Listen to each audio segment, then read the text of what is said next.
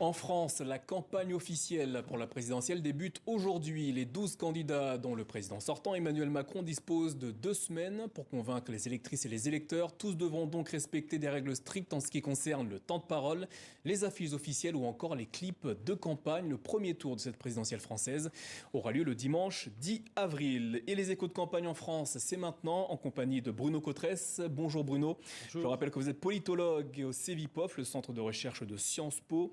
La campagne officielle est donc lancée 13 jours avant le premier tour. Emmanuel Macron fait donc la course en tête dans les sondages.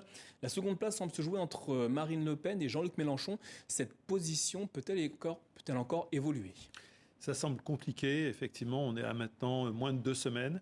Les intentions de vote en faveur des 2 principaux candidats sont assez stabilisées depuis déjà un bon petit moment. On a vu que les intentions de vote en faveur du président sortant étaient un peu à la baisse, comme si l'effet du ralliement derrière le drapeau commençait à s'estomper. Les intentions de vote en faveur de Marine Le Pen sont un peu en dynamique, légèrement, mais pour le moment, la marge de sécurité pour Emmanuel Macron d'être le premier candidat dans l'ordre de classement est quand même assez importante. Il reste quand même plus d'une dizaine de jours, donc il peut se passer encore des choses dans un contexte où pas mal d'électorats sont encore incertains, mais pas vraiment ceux des principaux candidats. L'électorat de Marine Le Pen, celui d'Emmanuel Macron, aussi celui d'Éric Zemmour, sont des électorats où la certitude de vote est quand même aujourd'hui nettement au-delà de 70%.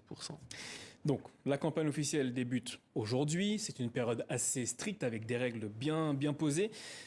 Est-ce que cette période va permettre à des candidats un peu moins en vue dans les médias d'exister et d'ailleurs même de se faire entendre davantage ?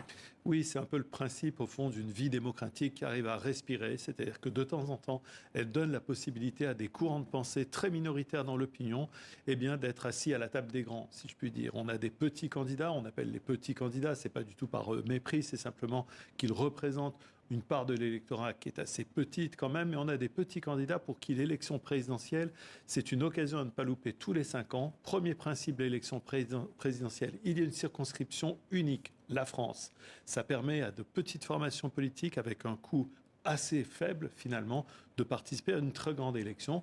Deuxième condition de la présidentielle, effectivement, ce temps de parole qui est tellement précieux pour les candidats, petits candidats. Hier à Marseille, Jean-Luc Mélenchon a mis en garde contre un second tour, je cite, low cost entre Emmanuel Macron et Marine Le Pen. Cet argument est-il recevable ? C'est sûr que c'est un des marqueurs de cette campagne présidentielle. On a le sentiment qu'il n'y a pas vraiment eu de grands débats. C'est un sentiment, parce qu'à l'automne, il y a quand même eu beaucoup de débats au moment de la primaire des Républicains, au moment de la percée d'Éric Zemmour sur les questions d'identité, de sécurité, d'immigration. Il y a quand même eu une grosse couverture médiatique à ce moment-là, mais c'est vrai qu'on a le sentiment que le grand débat que Jean-Luc Mélenchon appelle de ses voeux, au fond un grand changement de société, la 6e République, pour le moment, ce n'est pas autour de ces questions. La campagne est totalement dominée par la guerre en Ukraine, mais il reste 15 jours et je ne doute pas qu'il y aura quand même encore beaucoup de présentations par les candidats de leurs principales propositions. Hier, toujours, le candidat d'extrême droite, Éric Zemmour, n'aurait pas entendu les slogans Macron assassin scandés lors de son meeting devant la Tour Eiffel. Qu'est-ce que ça révèle de l'ambiance actuelle dans cette campagne ? Ça révèle beaucoup de tensions. On voit que dans notre vie politique, il y a beaucoup de tensions depuis plusieurs années. On a vu au cours du mandat d'Emmanuel Macron, mais même avant, mais là au cours du mandat d'Emmanuel Macron, on a vu des maires, par exemple, qui avaient été physiquement agressés par des administrés. On a vu des permanences de députés qui avaient été murées pratiquement à l'intérieur de leur permanence. On a beaucoup d'indicateurs qui nous montrent que notre vie démocratique est trop tendue, qu'il y a une montée au fond des clivages, une montée des oppositions très importantes. La France, c'est le pays qui adore la politique, mais c'est vrai que parfois, cette politique, c'est aussi des montées dans les aigus, on va dire, du point de vue des invectives et du point de vue de ce qu'on a entendu hier, qui est tout à fait inadmissible.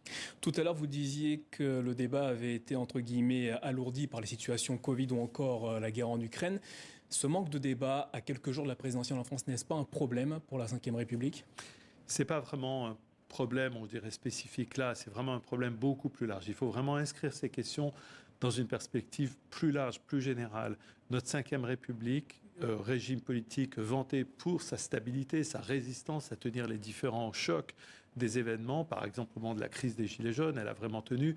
Eh bien, notre Ve République ne va pas très bien du point de vue de sa capacité à faire vivre le débat démocratique entre 2 élections, ce qu'on appelle aujourd'hui la démocratie en continu, c'est-à-dire de faire vivre cette démocratie française entre 2 jours de vote, il restera au prochain chef de l'État, quel qu'il soit, de relever ce défi. Bruno Cotresse, merci pour votre éclairage.